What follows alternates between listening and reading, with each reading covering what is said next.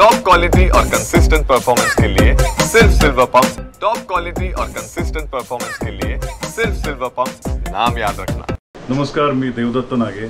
आपण मला प्रत्येकाने आपली सर्वांची लाडकी मालिका जय मल्हार याच्यामधनं भरभरून प्रेम दिलं। अगोदर मी प्रत्येकाच्या हृदयात होतो, पण जय मल्हार मालिकेमुळे मी आता अगोदर मी प्रत्येकाच्या घराघरात होतो, पण जय मल्हार मालिकेमुळे मी प्रत्येकाच्या तर हृदयात आलेलो आहे।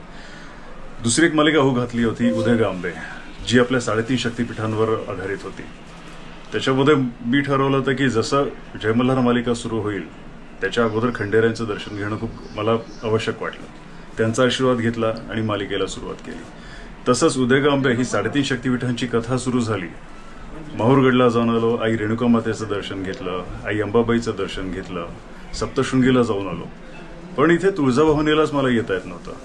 पण विचार केला की काही करो आणि या इथे येऊन जाणार, आणि आज तो योग आलेला आहे। सो आज 3.5 शक्तिपीठांचं जे काही माझी ही जी काही वारी होती ती आता पूर्ण झाली असं मला वाटतं। आणि खूप इच्छा होती या इथे, आणि इथे आल्यानंतर भाविक तर भेटलेच, अगदी मनापासून भेटले, पण इकडचे जे व्यवस्था आहे ती खूप छान आहे।